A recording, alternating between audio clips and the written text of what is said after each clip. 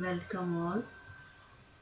I request each one of you from your place just to concentrate with your closed eyes of Mother in your heart center, and we chant Om 5 times.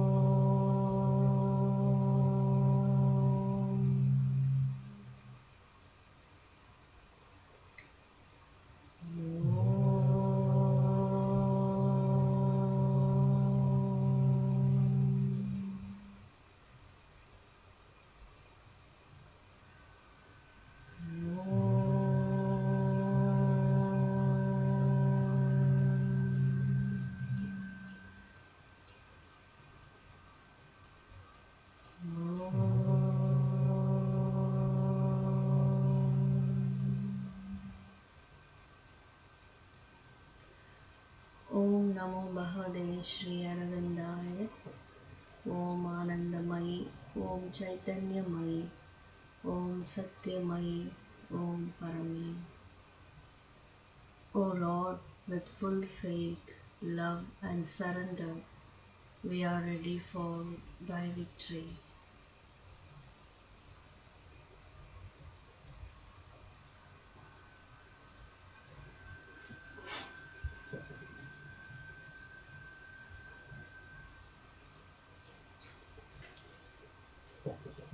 Prayers and Meditations by the Mother, July 23rd, 1914. Lord, thou art all-powerful. Become the fighter,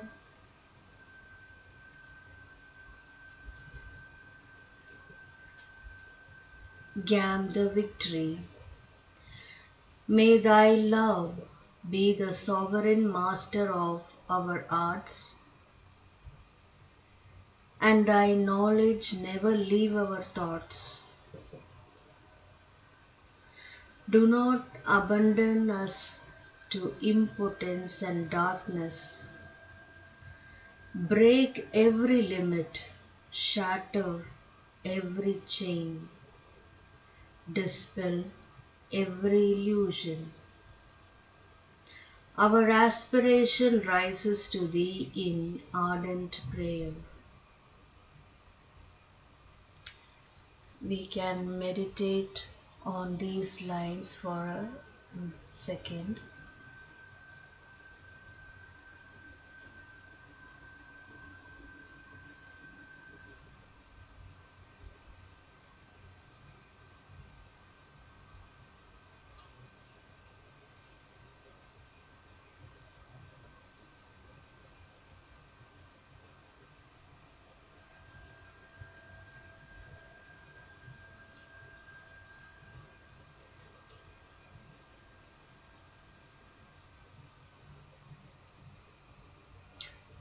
July 25th, 1914.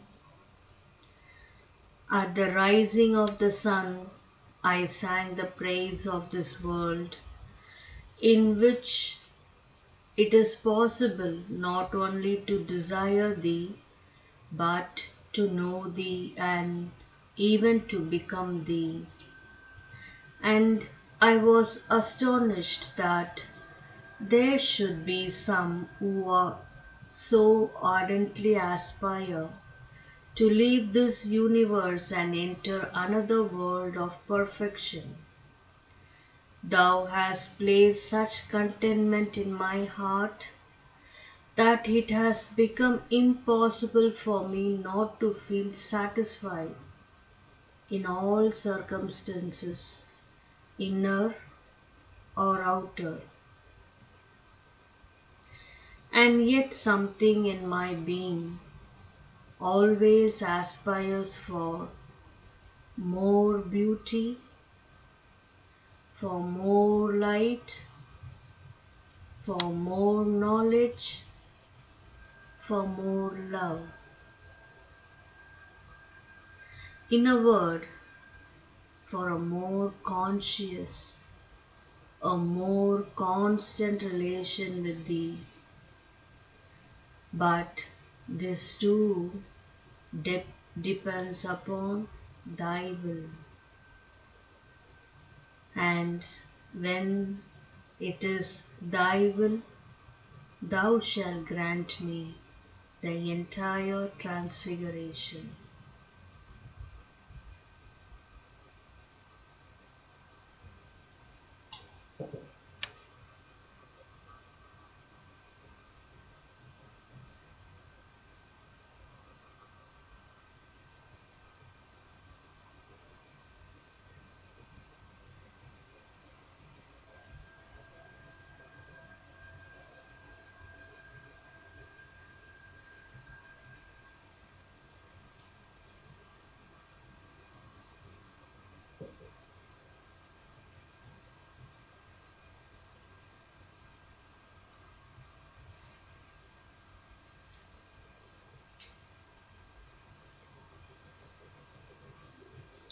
Hymns to the Mystic Fire, Sri Aurobindo.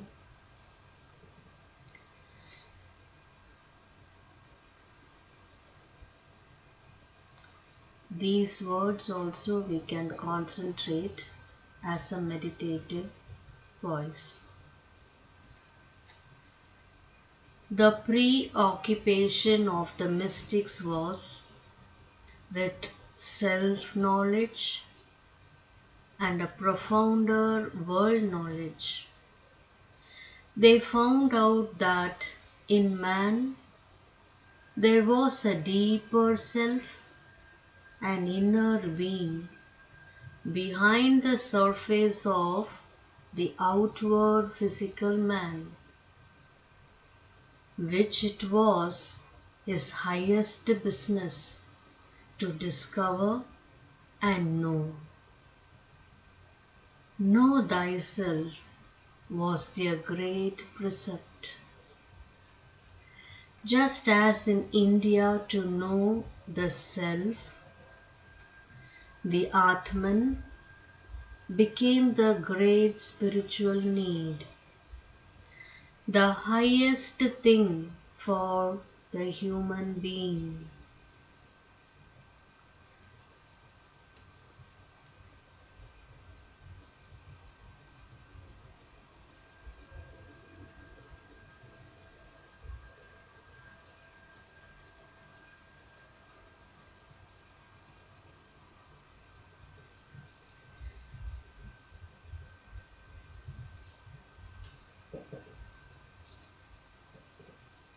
They found also a truth, a reality, behind the outward aspects of the universe, and to discover, follow, realize this truth was their great aspiration. They discovered secrets and powers of nature which were not those of the physical world, but which could bring occult mastery over the physical world and physical things. And to systemize this occult knowledge and power was also one of their strong preoccupations.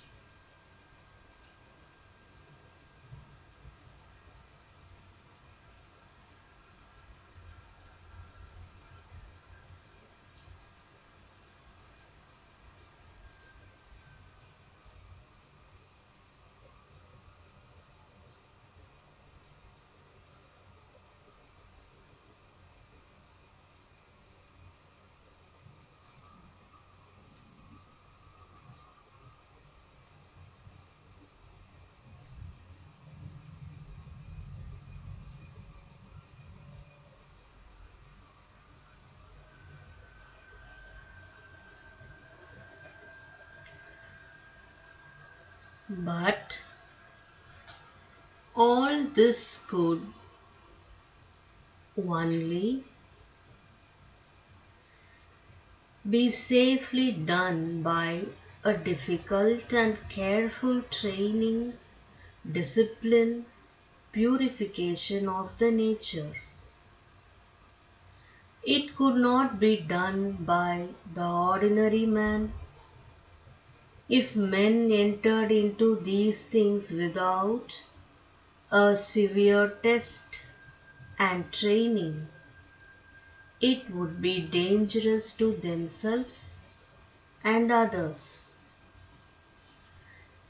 This knowledge, these powers could be misused, misinterpreted, turned from truth to falsehood, from good to evil. A strict secrecy was therefore maintained, the knowledge handed down behind a veil from master to disciple.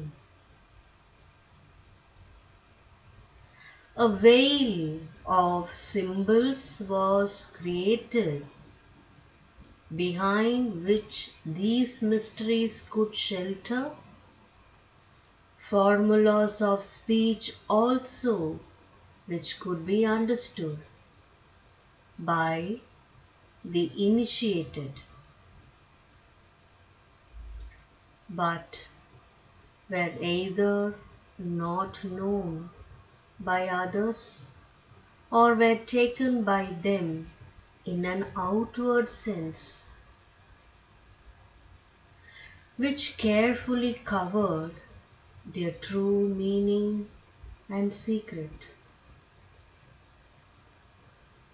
This was the substance of mysticism everywhere.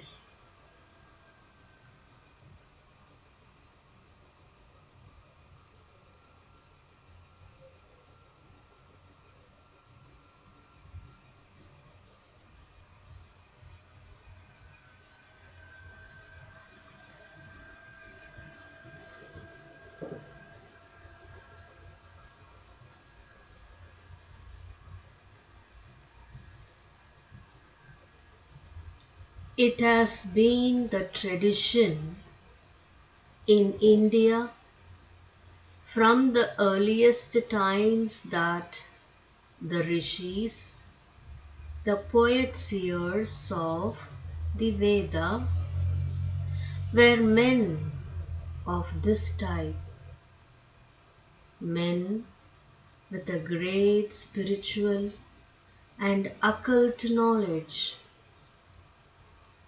not shared by ordinary human beings. Men who handed down this knowledge and their powers by a secret initiation to their descendant and chosen disciples.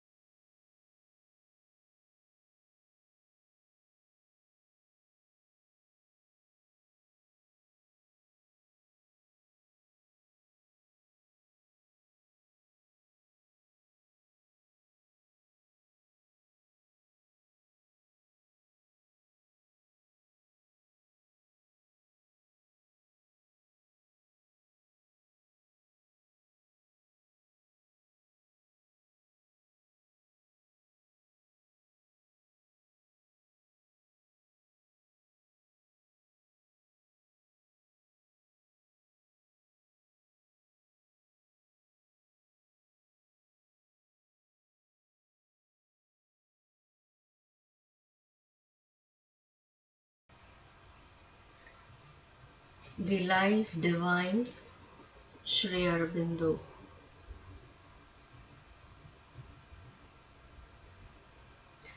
Chapter 10, Conscious Force. They beheld the self-force of the Divine Being, deep hidden by its own conscious modes of working. Shvetasvatara Upanishad. This is He that is awake in those who sleep. Katha Upanishad.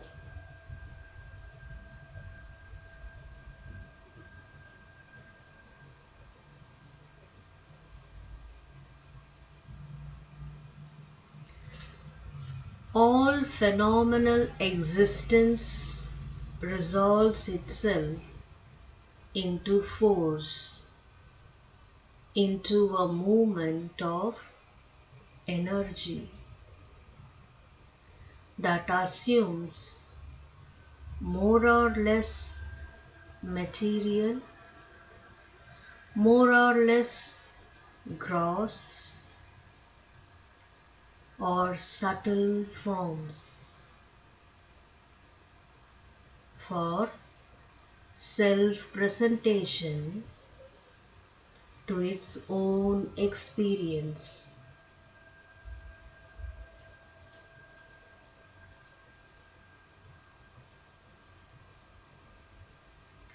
In the ancient images by which human thought attempted to make this origin and law of being intelligible and real to itself.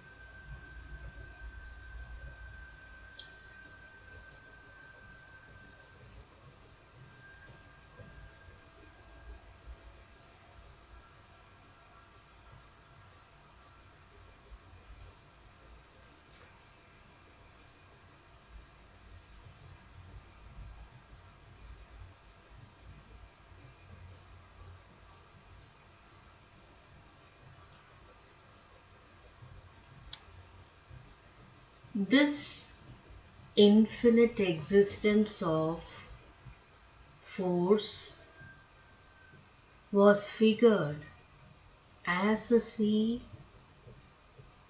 initially at rest, and therefore free from forms, but the first disturbance, the first initiation of movement necessitates the creation of forms and is the seed of a universe.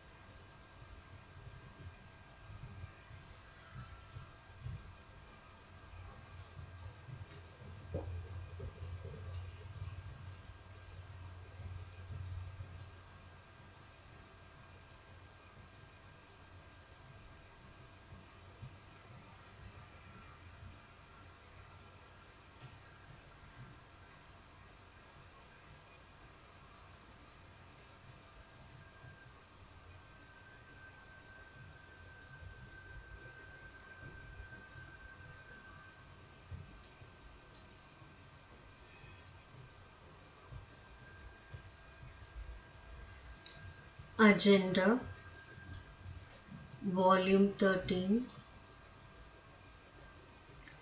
July 22nd, 1972. I have some things for you. Man is the creation of yesterday. Sri Aurobindo has come to announce the creation of tomorrow. Is that all? I wrote it in French and I put the creation of tomorrow, the advent of the supramental being. Because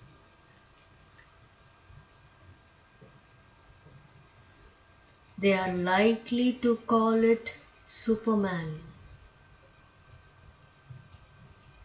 If I don't put supramental being, the advent of the supramental being, we are just in between. No longer this, not yet that. The time, that's the most. Brief silence.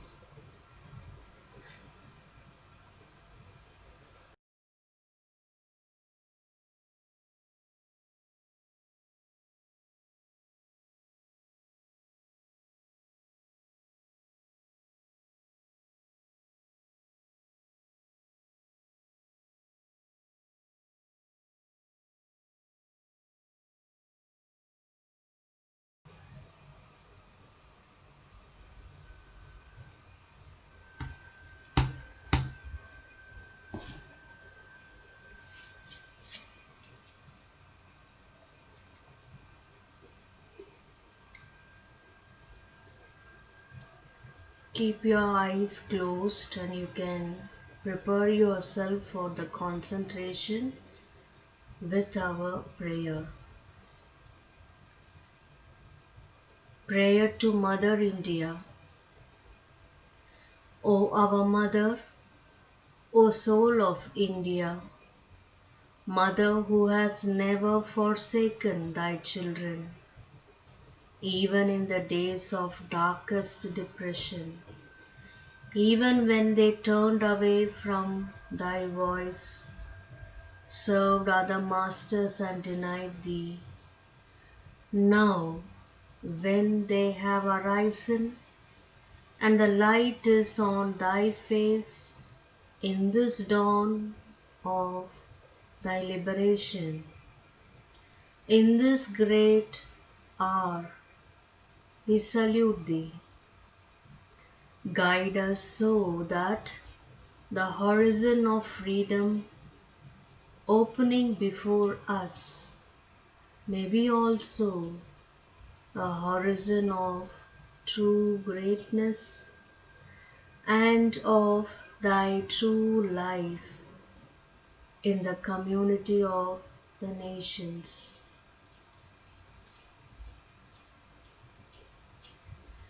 Guide us so that we may be always on the side of great ideals and show to men thy true visage as a leader in the ways of the Spirit and a friend and helper of all the peoples.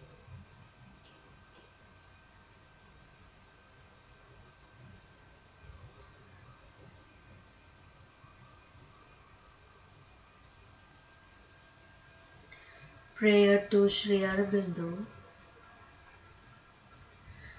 To thee who has been the material envelope of our Master, to thee our infinite gratitude.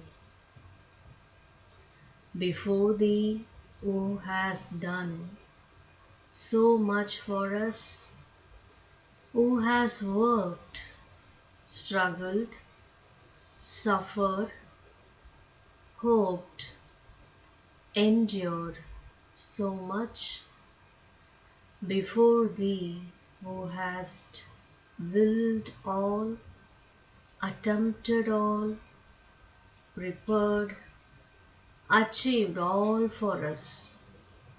Before thee we bow down and implore that we may never forget, even for a moment, all we owe to thee.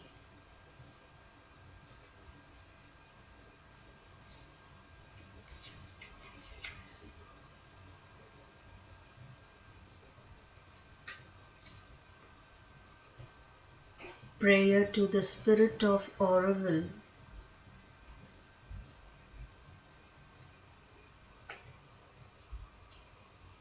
Dear Mother, make of us the hero warriors we aspire to become. May we fight successfully the great battle of the future that is to be born, against the past that seeks to endure, so that new things may manifest and we may be ready to receive them.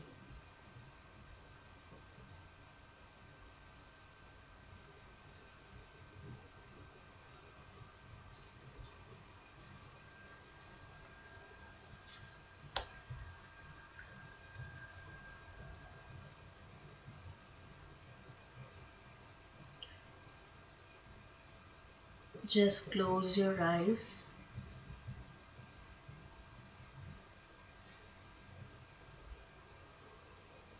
Imagine Mother inside your heart center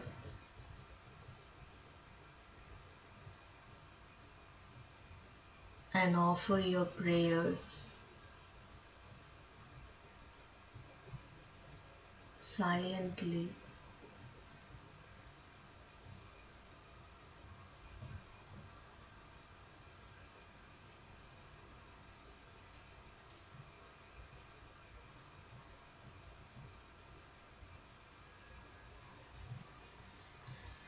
Let the prayer be in a form of aspiration, not through the words.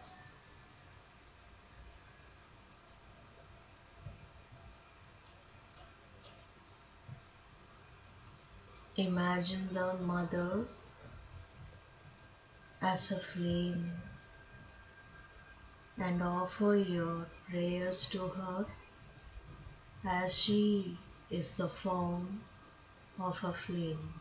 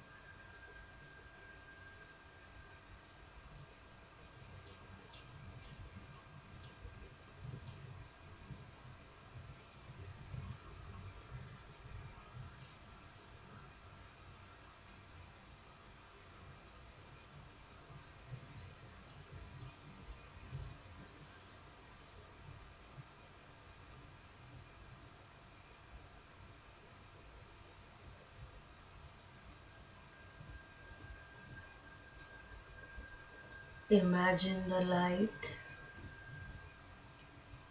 Don't open your eyes. Even if you finish your dhyan, be in your place. When you feel comfortable, you can open your eyes.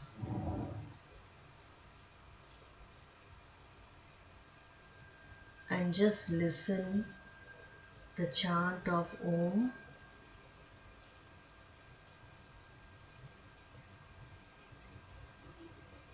from inside of your being.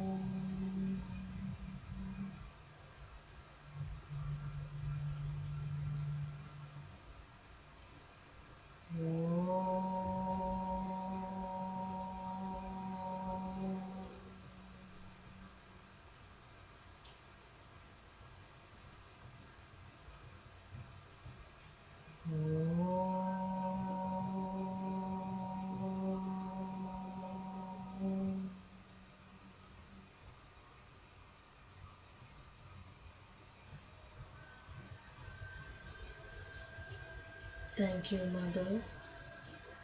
Thank you, Lord. Thanks each one of you for being part of this, a collective collaboration for the individual goodness, also for the universal goodness. Let Mother be with you all. Thank you.